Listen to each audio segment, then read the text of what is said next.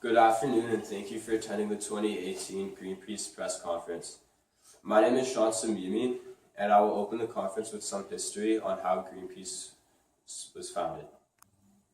Greenpeace is an independent global campaigning organization that acts to change attitudes and behavior to protect and conserve the environment and to promote peace.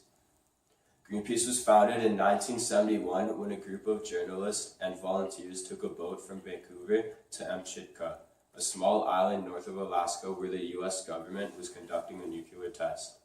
The group, formerly known as the Don't Make the Wave Committee, was protesting the U.S. plans to set off a nuke underground in the tectonically unstable island of Amchitka in Alaska.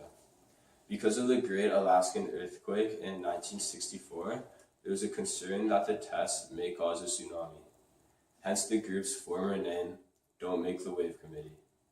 The first test luckily resulted in no tsunami, but the U.S. announced their plans to detonate another bomb, this time however 5 times bigger. The group realized something needed to be done and planned an expedition to the island. Their goal was to bear witness and by their presence prevent the U.S. from carrying on the tests.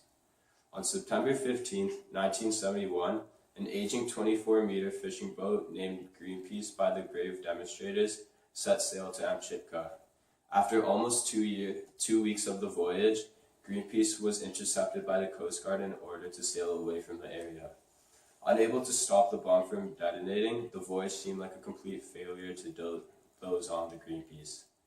But the voyage didn't go unheard, and Greenpeace piqued the public's attention. The nuke that Greenpeace was trying to stop did go off, however, but the tests planned after that were cancelled, and after 5 months, the whole Amchitka nuclear test program was shut down. Thanks to the bold people on the Greenpeace, the island of Amchitka is no longer a nuclear testing site, but a bird sanctuary. Questions from the media? Yes, yeah? The group was called the Don't Make the Wave Committee at first. Why did they change their name and put Greenpeace on the board? It started when they were coming out of one of their meetings. And on the way out, Irving Stowe flashed his peace sign and said peace, as was his custom. This meeting, however, was one of the group's first meetings discussing the Amchitka nuclear test plans. And on that occasion, Bill Darnell, the normally quiet Canadian ecologist, made the reply, "Make it Greenpeace." And the name stuck. When it came time to start raising money for their voyage, Jim Boland's son Paul couldn't fit the words green and peace on their button, so he made it one word, Greenpeace. Next question. Yes? You just mentioned making buttons to raise money for the voyage, but I hear a lot more work was put into the fundraising. Tell me, how did they raise the money for the Greenpeace boat? At first, the group was selling 25-cent Greenpeace buttons and collecting money out of tin cans at grocery stores. But soon they realized that would never be enough money to buy a boat and travel across the Gulf of Alaska. But the group didn't give up there. Irving Stowe came up with the idea to stage a rock concert. He wrote to Phil Ochs and Joan Baez, 2 activist musicians. Joan Baez was unable to attend, but sent them a check and connected them with Joni Mitchell, who brought James Taylor to the concert. Phil Ochs said he and a Canadian band, Chilliwack, would come to the concert. Just a few phone calls later, and the concert was booked for October 16, 1970 at the Vancouver Pacific Coliseum. The concert filled all 16,000 seats in the Coliseum, and afterwards attendance to meetings swelled. By the end of October, Greenpeace had raised over $23,000. Yes, one more question. This is the last one. There is a joke that in any bar in Vancouver, Canada, you can sit down next to someone who claims to have founded Greenpeace. Who really are the founders of Greenpeace?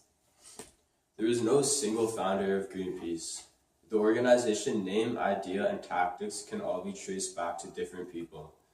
Greenpeace's founders can be referred to as an unlikely group of protesters with no single founder. Greenpeace developed in a more evolutionary manner. According to Patrick Moore, someone who is recognized to some as one of the founders of Greenpeace, says the truth is that Greenpeace was always a work in progress. not something definitely founded like a country or a company. Therefore, there are a few shades of gray about who might lay claim to be a founder of Greenpeace.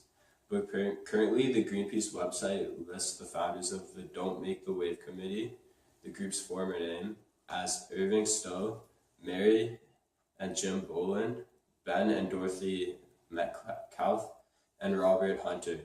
But according to both Patrick Moore and an interview with Dorothy Stowe, Dorothy Metcalf, Jim Boland, and Robert Hunter, the founders of the Don't Make a Wave Committee, were Paul Coate Irving and Dorothy Stowe, and Jim and Mary Bowen. So you can think of Greenpeace as a collective that was formed by a group rather than an individual. That's the end of the press conference. Thank you very much.